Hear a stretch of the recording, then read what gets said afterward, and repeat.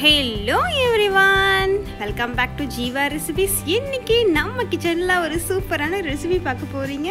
என்னென்னு கேட்டிங்கன்னா, நம்ம பெரிய பெரிய அப்பளம் எப்படி செய்யலாம், அதுவும் வெயில் இல்லாமல் மழை காலத்தில் கூட இந்த அப்பளம் பண்ணிடலாங்க. குக்கரில் எப்படி பண்ணலான்னு தான் நம்ம வீடியோக்குள்ளே பார்க்க போகிறோம். இந்த வீடியோக்குள்ளே போகிறதுக்கு முன்னாடி நம்ம சேனலில் நீங்கள் முதல் தடவை பார்க்குறீங்கன்னா சப்ஸ்கிரைப் பண்ணிக்கோங்க.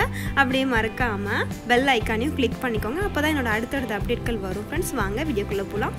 இதுக்கு ஒரு 100 கிராம் அளவுக்கு பச்சரிசி எடுத்துக்கலாம். இதை வந்து ஓவர் நைட் நம்ம ஊற வச்சிடலாம்.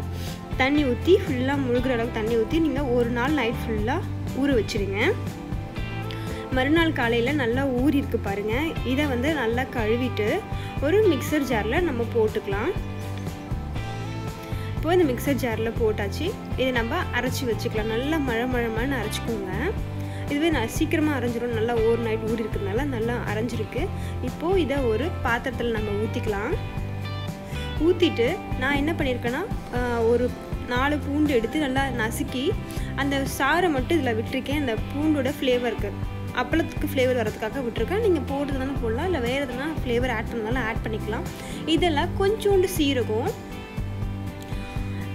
அதுக்கப்புறம் கொஞ்சமாக நம்ம இதுக்கு தேவையான அளவு பெருங்காயம் சேர்த்துக்கலாம். பெருங்காயம் சேர்த்திங்கன்னா ரொம்ப நல்லது, டைஜஷனுக்கு ரொம்ப நல்லது. பச்சரிசினால நிறைய வந்து ஜீரணம் ஆகாமல் இருக்கும். அதுக்கு பச்சரிசி இது பெருங்காயம் சேர்த்துக்கலாம். அதனால் கொஞ்சமாக மிளகாத்தூள் சேர்த்துக்கலாம். இதுக்கடுத்தா தேவையான அளவு உப்பு சேர்த்துக்கோங்க. சேர்த்துட்டு இதை நல்லா கலக்கி வச்சுக்கலாம். இப்போ நல்லா ரெடி ஆகிடுச்சு நமக்கு. இப்போது நம்ம என்ன பண்ண போகிறோம்னா, இது மாதிரி பிளாஸ்டிக் கவர் மூடி எடுத்துக்கலாம்.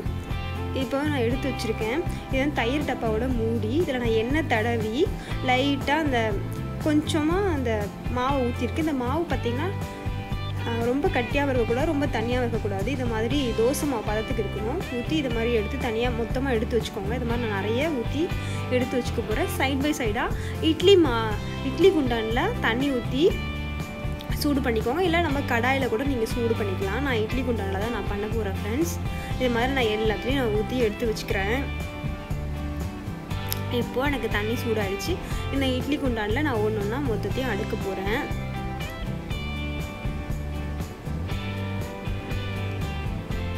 இது மாதிரி நல்லா ஃப்ளாட்டாக இருக்க மாதிரி அடிக்கிக்கோங்க. இல்லைன்னா அந்த சைட்லலாம் ஒரு பக்கமாக மாவு நின்றுடுச்சுன்னா ஒரு பக்கம் மொத்தம் ஒரு பக்கம் மெலிசாவும் வந்துடும். அதனால வந்து உங்களுக்கு இதுவாக இருக்கும். கொஞ்சம் பார்த்து அடிக்கிக்கோங்க. இது மாதிரி நான் அடுக்கி வச்சுருக்கேன். இப்போ மூடி நம்ம இது பண்ணிடலாம். ஒரு 2 நிமிஷம் நீங்கள் விட்டுனா 2 செகண்ட் விட்டுங்கனாவே போதும், சீக்கிரமாக வெந்துடும். பாருங்கள், இது நல்லா மாவு வந்து எப்படி அழகாக வெந்திருக்குன்னு பாருங்கள். இப்போ நீங்கள் எண்ணெய் தடவி இருக்கிறதுனால நம்ம கையிலே எடுத்துடலாம். இல்லைனா எடுக்க முடியலன்னா கத்தி விட்டு சைடில் கீழ்ந்திங்கன்னா அழகாக வந்துடும். நான் எண்ணெய் தடவி தான் எனக்கு நல்லா வந்திருக்கு. நான் உங்களுக்கு எடுத்து காமிக்கிறேன் பாருங்கள். ரொம்ப மெலிசாக விட்டிங்கன்னா தான் கத்தி விட்டு எடுக்கணும். இது கொஞ்சமாக தான் இருக்குது. இப்போ இது மாதிரி ஒரு தட்டில் நம்ம அடுக்கிக்கலாம். மொத்தம் ஒன்றா எடுத்து நான் இதை மாதிரி அடுக்கி எடுத்து வச்சுருக்கேன்.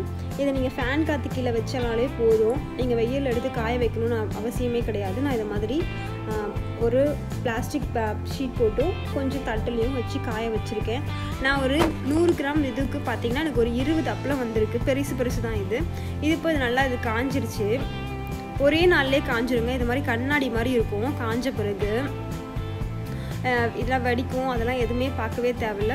உங்களுக்கு வந்து வெயில் இருக்குன்னா வெயிலையும் கொஞ்சம் வச்சு அதனால் வச்சுட்டிங்கன்னா உங்களுக்கு அரை மணி நேரத்துலேயே காஞ்சிடும். வெயிலில் வச்சிங்கன்னா நீங்கள் உள்ளே வச்சுன்னா கொஞ்சம் ஒரு அரை நாள் ஆகும். இப்போது நல்லா எண்ணெய் காஞ்சிருச்சு. இது மிதமான இதில் நான் சுட்டு காமிக்கிறேன். ஃபஸ்ட்டு மிதமான தீயில் எண்ணெய் காஞ்சிருக்கு. இதில் நான் சுட்டிருக்கேன் ஒன்று. பாருங்கள், நல்லா எவ்வளோ சின்னதாக போட்டு எவ்வளோ பெருசாக வந்துருக்கு பாருங்கள். இது கொஞ்சம் வேகமாக வச்சுருக்கேன். சீக்கிரமாக ஆகிடுச்சு. இது பெருசாக வருது பாருங்கள்.